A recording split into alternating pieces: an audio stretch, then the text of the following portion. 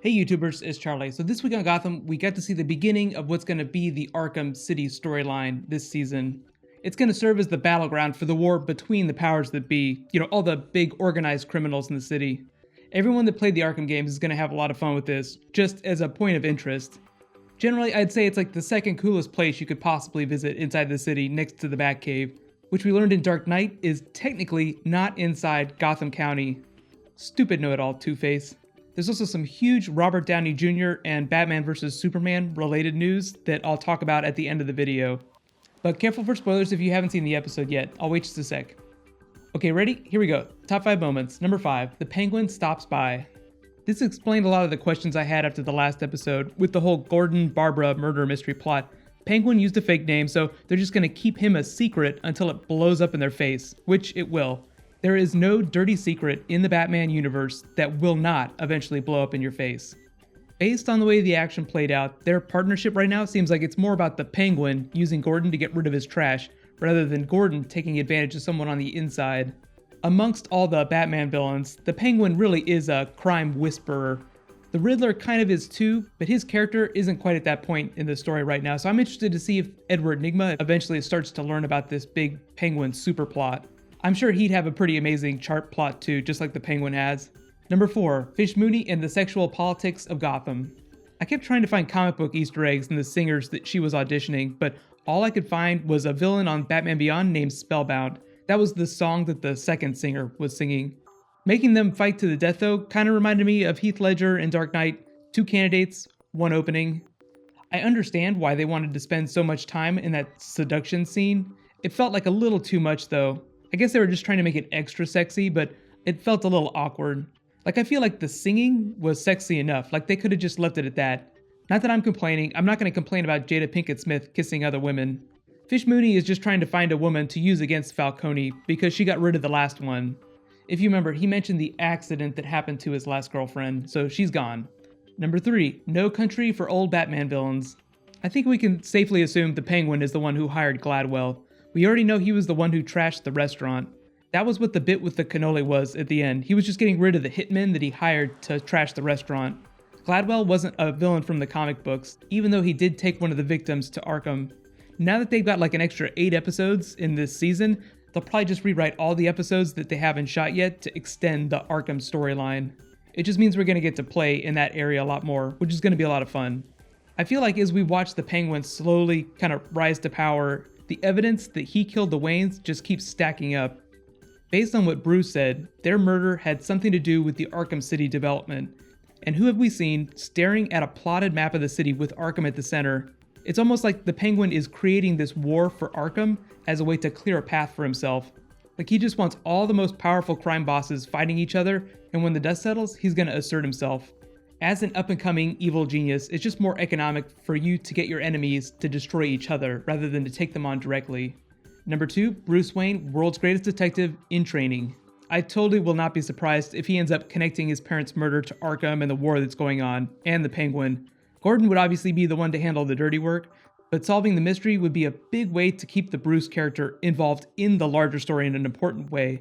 Otherwise, there's not much of a reason for him to even be on the show every week. I mean, it's still early in the season, but David Mazouz is a main character, so Bruce will have to become a critical part of the solution.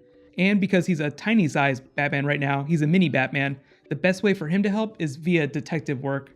Because he's obviously going to have to work with Gordon in the police department, I'm interested to see if that's the way that Nygma gets involved in this big plot. He's like the one other person on the show, besides the Penguin, that could probably connect all these dots. Because his arc is a villain arc, I'm interested to see if Bullock's gonna push him too far, or he's just gonna wind up on the wrong side of this war. Obviously something significant is gonna have to happen with his character. It just seems like they're trying to position Bullock as being a bully to him, and that's what's gonna push him over the edge. And my number 1 moment, the rise of Arkham. It's not so much of a rise as a resurrection, because Arkham already exists, they're just remodeling it.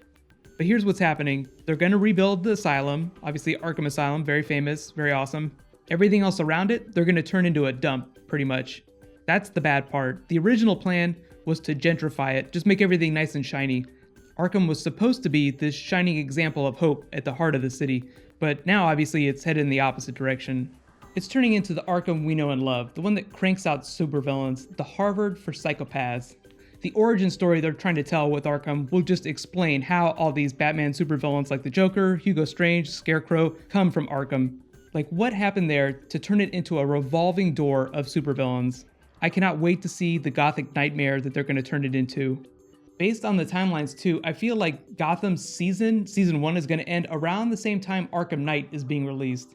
That isn't pre-planned, they didn't plan it that way. Let me know what your favorite moment was, and do you feel like the Penguin was responsible for the Wayne's murder, even if he didn't do it himself? I know making him do it would be different from the comics, but even if he didn't do it himself, he could have hired someone to do it.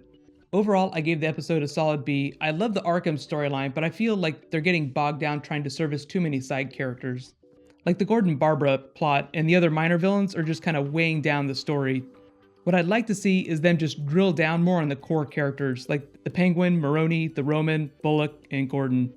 I don't mind the amount of time they spend with Bruce either, but I feel like they need to make him a much more substantial part of the action. Like, he needs to be more precocious, like going on more field trip adventures, snooping through police archives and causing trouble.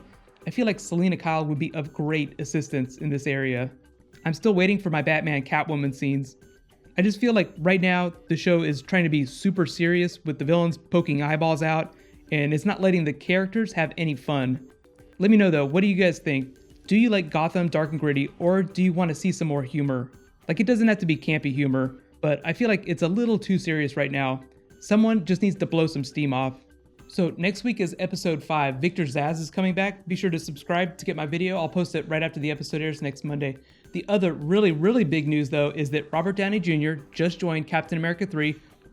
Mind exploded. And we got some big news about Batman vs. Superman. I'll be doing a separate video explaining the Robert Downey Jr. stuff, but basically he's getting paid about $40 million to appear in Captain America 3, which pretty much all but confirms they're doing the Civil War storyline.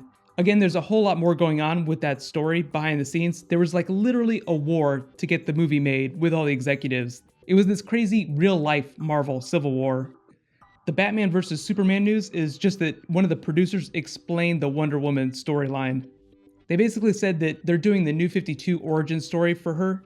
So instead of being made of a lump of clay like she is in the original comics, she's going to be the daughter of Hippolyta, who's the queen of the Amazons, and Zeus. So she'll be like a demigod, half god. And that's going to explain where her powers come from. So everyone is freaking out about this Robert Downey Jr. stuff, so you can click here to get my video for that. I'll post it in a couple hours tonight, and you can click here for last week's Gotham video. Thank you so much for watching, so let's all high five. I'll see you guys in a little bit.